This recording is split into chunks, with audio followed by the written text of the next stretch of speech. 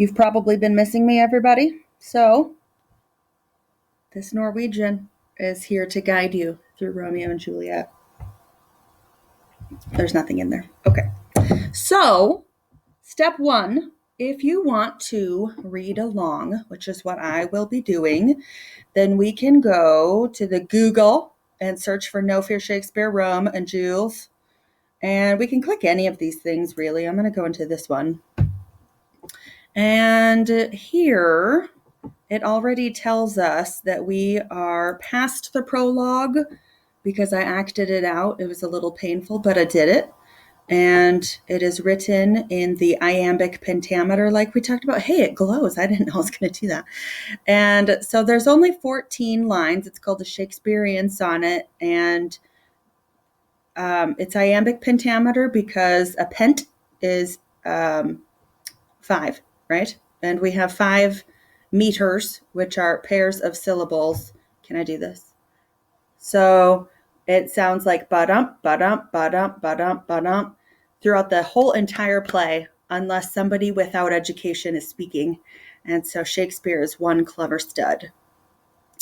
And it sounds like 2 households, both alike in dignity, in fair Verona where we lay our scene, from ancient grudge break to new mutiny, new fighting, where civil blood, they're supposed to be civilized. They're both alike in dignity. They are rich, they are wealthy, and they are supposed to be almost like nobility.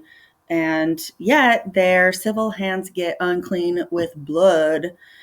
And this word is kind of naughty, and I think Shakespeare used it on purpose to be like, from their crotches, the deadly birth area. It's an oxymoron, these opposites. These 2 enemies give birth to a pair of star-crossed lovers who will take their life. And it's very sad that their stars are crossed rather than being aligned. When your stars are in line, everything is going perfectly. It feels like the universe has its stars crossed right now. Anyway, they're misadventured. Oh, they're definitely taking adventurous risks, but it's not going very well. And it describes their risks and their attempts to be together as misadventured and piteous. Their lame attempts do accomplish one thing. When they die, that they also bury with themselves their parents' fight. And so their death accomplishes one thing and one thing only, which is to end this huge feud, which is not just a part of a small family. These are huge families, and it affects the whole city of Verona in Italy. Their love story, even though it's fearful and adventurous, that their love story and the continuance of their parents' rage, which is just how mad the parents are, which, except for their children's end, nothing could remove, is now the 2 hours traffic of our stage. So we're going to talk about the love story, and we are also going to talk about the death and the end of the fight. And it's going to take 2 hours. And we're going to be busy on stage like traffic. I love that. And if you listen with patient ears, whatever you missed in these 14 lines in this Shakespearean sonnet, our toil, our efforts, our work will strive to fix all of that. We'll fill in the details as we act this out for you. And yeah, that's what I've got so far. Okay, so let's continue into Act 1, Scene 1. I can scroll down here. Next section. Yes, please. Thank you. And now we have servants of the Capulet side. I like to think of the Capulets as the red family, and I like to think of Romeo's side. That's Juliet's side, Juliet Capulet. And I like to think of Romeo's as being the blue side, which is kind of fun. And that way we can keep who's who straight. Usually I would give you some handouts with pictures. It's not as easy, and I can't be with you. So anyway, these 2 tough guys, they are Oof. And so let's see how this sounds when it's actually acted out. But they're going to brag about how tough they are, and then things are going to get violent, as is very typical of the Elizabethan era. I'm going to hop over here to our stories.audible.com, click start listening. I'm going to find this fancy new thing. If I scroll down to where it says literary classics, then, oh, I just clicked into it. You can scroll to the right and find Romeo and Juliet as well. Oh, I can fast forward through the first one because I already did the prologue. Okay, we're going to go to chapter 2, the outline of what chapter and whatever is in classroom. So you can figure out that this is the beginning. Act 1, scene 1. Gregory! On my word, we'll not carry coals. No, but then we should be colliers. I mean, are we being collar? We'll draw. Right, while you live, draw your neck out of collar. I strike quickly, being moved. But now I'm not quickly moved. No, you don't. You're not a tough guy. Oh, yeah? Even dogs make me angry. Valiant is to stand. If with thou art moved, thou runs. You run away. Dog of that house shall move me to stand. I will take the wall of any man or maid of Montague's. That shows thee a weak slave. For the weakest goes to the wall. 'Tis true. And therefore women, being the weaker vessels, are ever thrust to the wall. Therefore I will push Montague's men from the wall and thrust his maids to the wall. The quarrel is between our masters and us, their men. 'Tis all one. Oh my gosh, oh my gosh, oh my myself gosh. a tyrant. Holy cow. All right. So this is showing how tough they are, right? And these sexy jokes. I think Shakespeare knows what makes people laugh and cry and all of the things. So, okay, there we go. That's a little bit better. Now we can keep going. I just wanted to point out that this fight is so deep. Like, if I don't like my boss, would my whole family hate his whole family?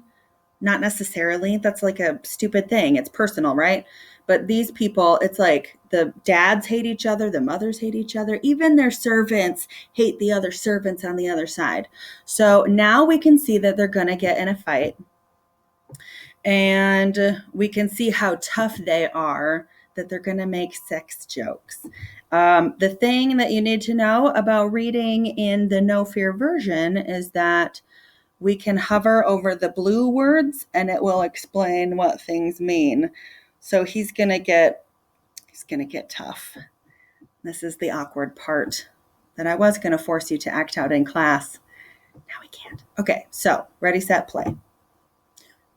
Ooh, where's the play button? Is it this one? All of my things are getting mixed up. Okay, let's try this. Fought with the men, I will be cruel with the maids. I will cut off their heads. The heads of the maids? Oh, the heads of the maids, or their maiden heads. Take it in what sense thou wilt. They must take it in sense that feel it. Me they shall feel while I'm able to stand. And 'tis known I am a pretty piece of flesh. 'Tis well thou art not fish. If thou hadst been poor John. Nay. Well, that's all. Here comes two of the house of Montagues. My naked weapon is out. Quarrel, I will back thee. Now, turn thy back and run. Yes, every time they mention swords, it may be a euphemism for a male body part. Sorry, everybody, it's not very PG. Okay, here we go. Fear me not. No, Mary, I fear thee. Let's take the law of our sides. Let them begin. We'll start it. I will frown as I pass by, and let me take it as they list. Stay as they dare. I will bite my thumb at them, which is disgrace to them if they bear it. Right. Can you think of a hand gesture that is rude to most people? I can. But to them, what was rude, not the old middle finger, but one of these. And they would get real mad about it. You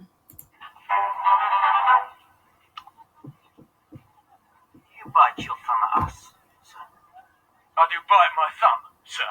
Do you bite your thumb at us, sir? Is the law of our side if I say aye? No. No, sir. I I do not bite my thumb at you, sir, but I bite my thumb, sir. You quarrel, You want to start a fight? Quarrel, sir? No, sir. But if you do, sir, I am for you. I serve as good a man as you. No better. Well, sir. Say better. Here comes one of my master's kinsmen. Yes, better, sir. You lie. Draw, if you be men. Gregory, remember thy swashing blow. Fight. This gets bloody. People probably die in this fight. Put up your swords. You know not what you do. Stop fighting. Benvolio is a peacemaker. Thrown among these heartless hinds. Turn thee, Benvolio, look upon thy death. If you need a new threat for a sibling, you could probably use that one. I wish I could say that to my brother. Turn thee, Pete, and look upon thy death. It's maybe not as powerful coming from me. I do but keep the peace. Put up thy sword, or manage it to part these men with me. What, drawn and talk of peace? I hate the word as I hate hell, all Montagues, and thee. Have at thee, coward!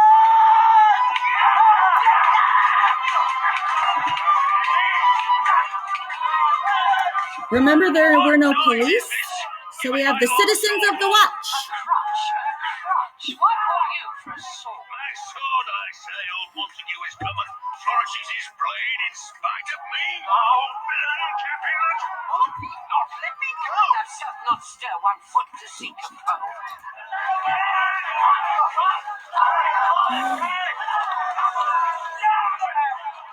Rebellious subjects! Enemies to peace! Profaners of this neighbor's state of steel! Were we not here? What harm you men, you beasts? But quench the fire of your pernicious rage with purple fountains issuing from your veins, on pain of torture from those bloody hands. Throw your mistempered weapons to the ground and hear the sentence of your moved prince. 3 civil brawls, bred of an airy 'Cause word somebody by said thee, something. old Capulet and Montague, have thrice disturbed the quiet of our streets, and made Verona's ancient citizens cast by their grave beseeming ornaments to wield old partisans, in hands as old, cankered with peace, to part your cankered hate. If ever you disturb our streets again, your lives shall pay the forfeit of the peace. For this time all the rest depart away. You, Capulet, shall go along with me, and Montague, come you this afternoon to know our farther pleasure in this case to old Freetown, our common judgment place. Once more, on pain of death, all men depart! So everybody leaves, except these guys.